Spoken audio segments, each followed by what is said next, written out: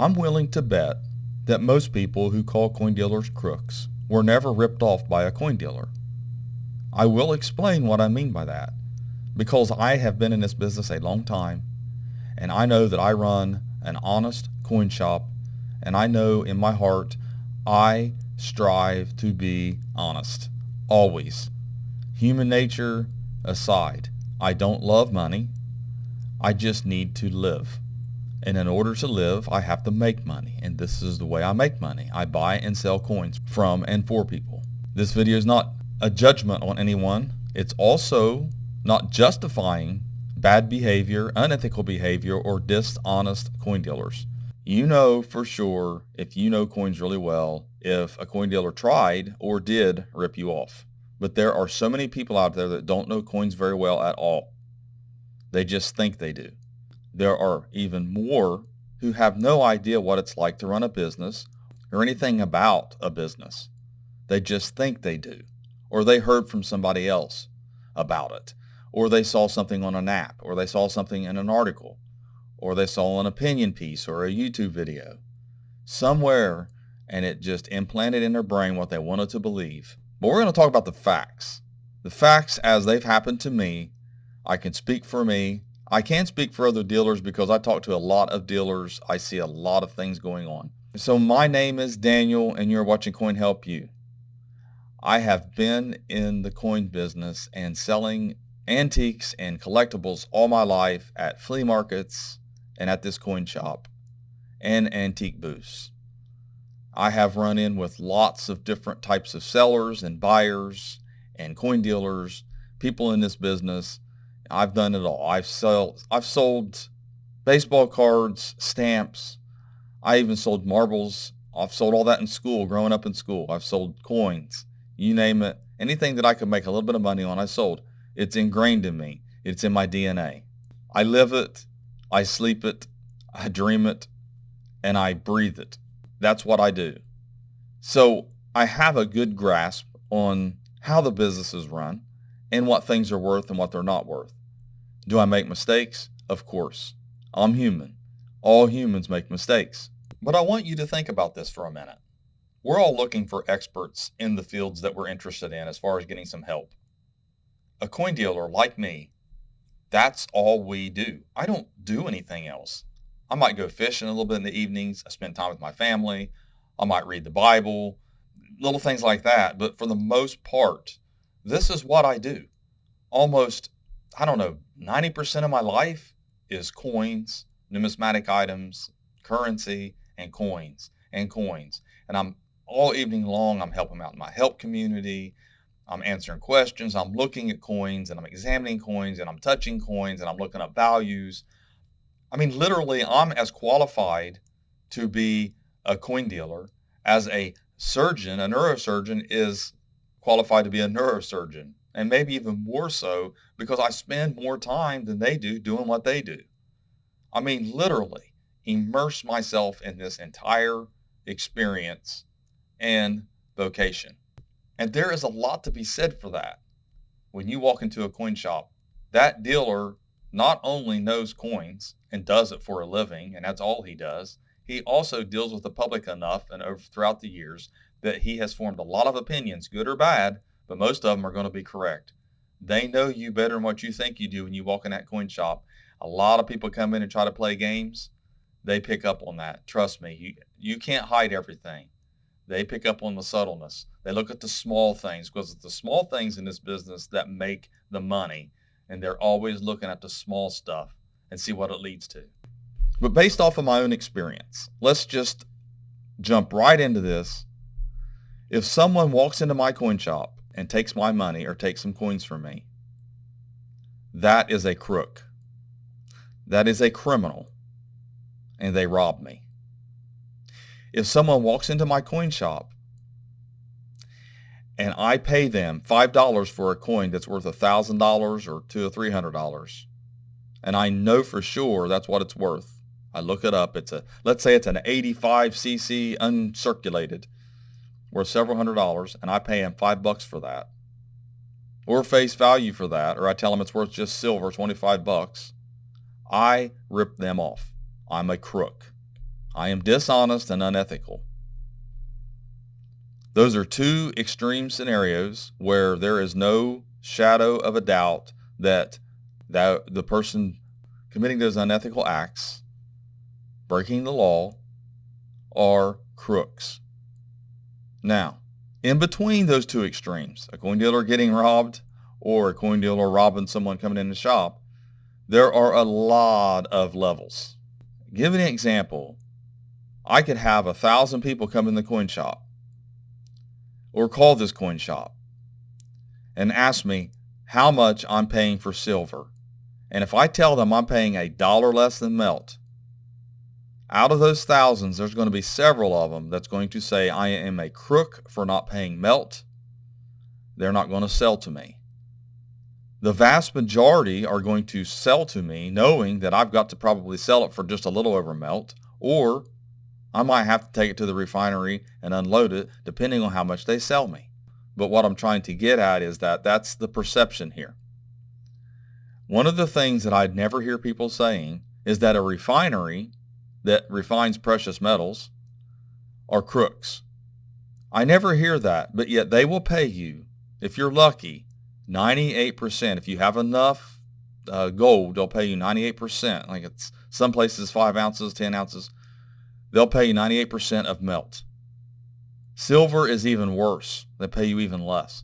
But I don't ever hear anybody saying anything about a refinery being a crook. Never. But you hear coin dealers being called that because they paid less than melt. That coin dealer might be taking it to the refinery. I have took gold. I have never took silver. I never had enough silver to do it. But I've took gold to the refinery and accepted less than melt for the gold.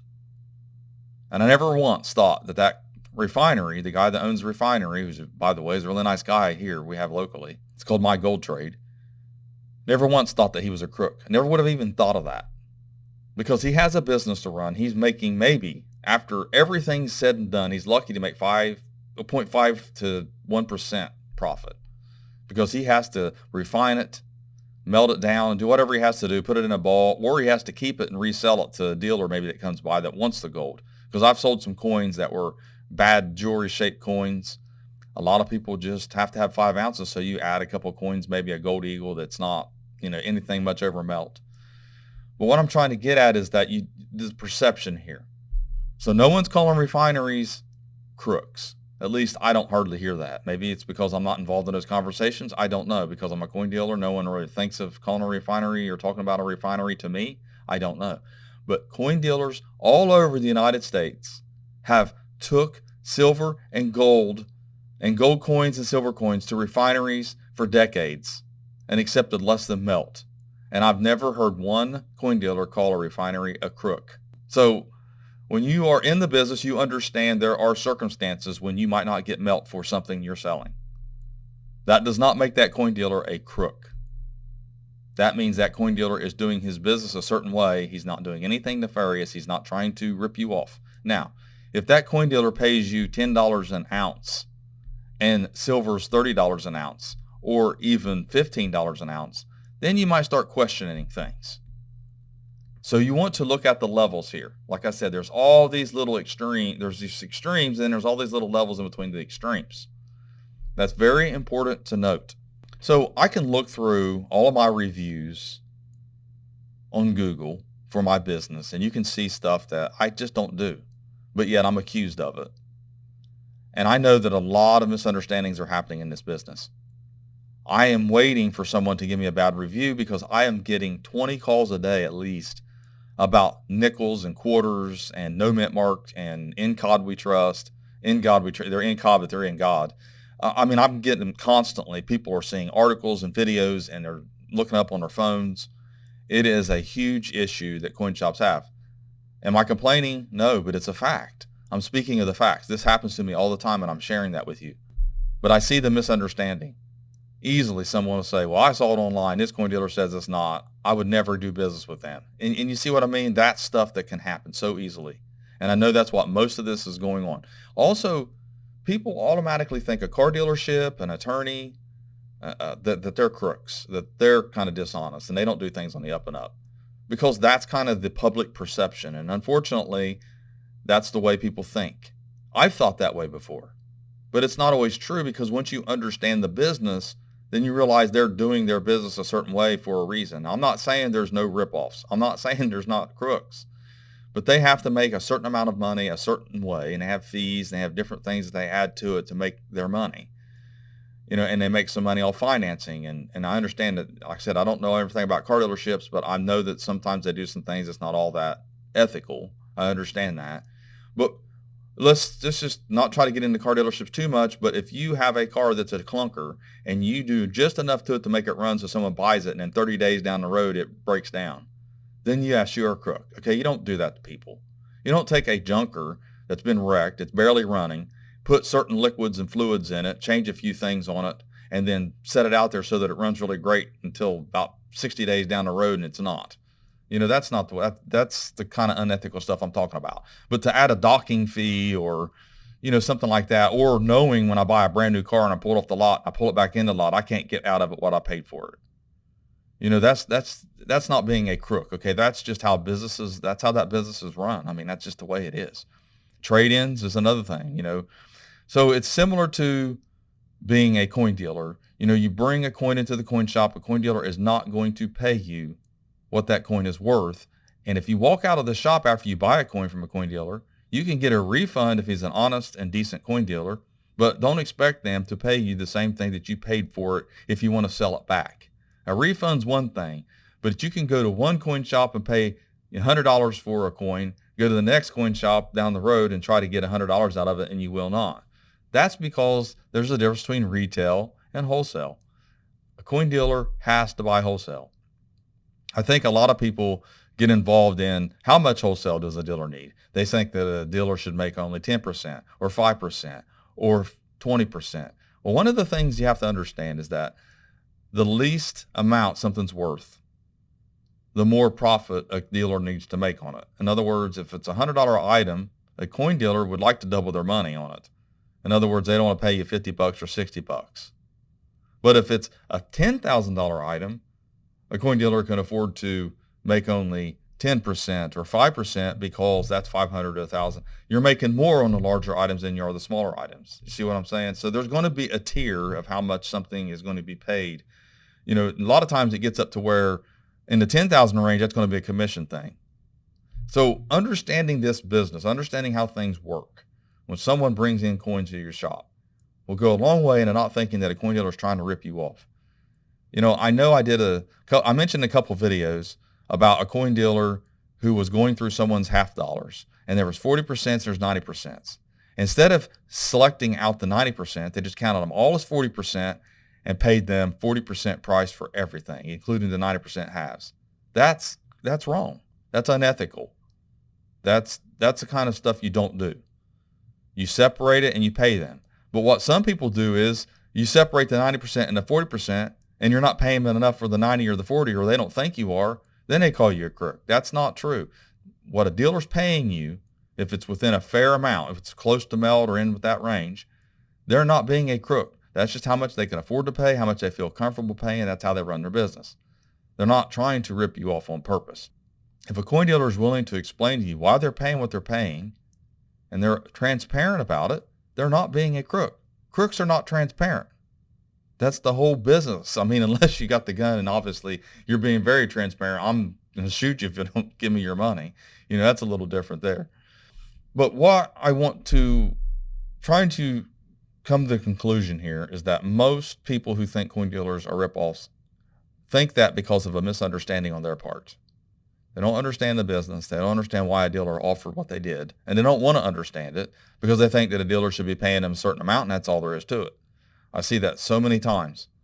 See it in the comments of my videos. And I know this video, I'm going to get all kinds of nasty comments. I just pray, ask Jesus to give me patience and long suffering and not to get upset because I already know what's coming.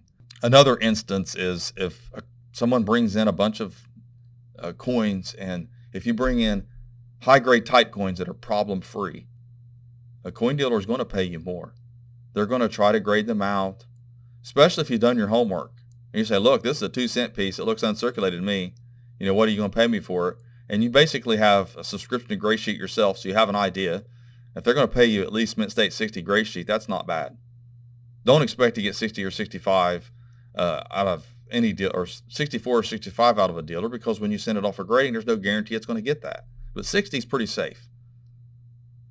But some people think that dealers should pay them whatever they think it should be, and if they don't come within that range, then they're crooks. That's not fair to the coin dealer, and that's where you're wrong as a seller to trying to sell to coin shops. Going around, you can find the best deal, but you can't call the other ones a crook because they didn't pay you as much as the other one did. That's just not how it works. You bring in common coins, and you bring in a bunch of them, and coin dealer's going to go through and try to separate, like me, I'll separate the good Morgans from the bad Morgans, the uncirculated from the circulated, and I'll pay different prices. I'll do that, but I'm not going to try to pay you 65 and 66 prices or dimple prices because you think it looks that way, I have to determine that. I have to determine whether it's clean or not. I am the one that knows this business. I'm the one that knows coins really well. You do not know coins like I do. That is something some have trouble with as well. They've been collecting for a long time, and they think they know as much as a dealer or more than a dealer, and they don't. So remember, when you walk into a coin shop, you're walking into the coin dealer's realm of someone who does this for a living, and they think about this all the time. They're always doing it. They're always handling coins. That's all they do. And from that, even if you don't study much, you're going to learn the differences between counterfeits and real coins. You're going to learn the values. You're going to learn clean versus not cleaned. You're going to know some things, especially if you send off to the grading companies, that, man, a coin can look like a 70 to most people, but not to you. It's never going to. You're not trying to downplay it. You are realistic. It's the difference between being a subjective seller and an objective dealer. People think you're trying to down their coins and get less and rip them off. That's not what's going on here. Coin dealer has to be objective. They have to take the emotions out, and they have to look at those coins in an objective manner. Use logic, not emotions. Because a coin dealer can sit there and say, wow, that's great. Oh, that's nice. And everybody's going to be like, yes, he's going to pay me great. And then they hear the offer, and they're like, what? I thought you were going to pay. That's not fair. I'm not selling to you. And then they put a bad review. I see it too many times. So yes, I do believe that most people who claim the coin dealer is a ripoff did not get ripped off. I honestly believe that. I'm not saying that you never got ripped off if you say you did. I'm not trying to judge people. I'm not trying to take away anybody's pain or truth. But I am speaking from experience. Everybody that put a bad review on my business, I didn't deserve any of them. Not one of them. So anyways, thanks for watching my latest video. Please like, share, and comment, and have a great day.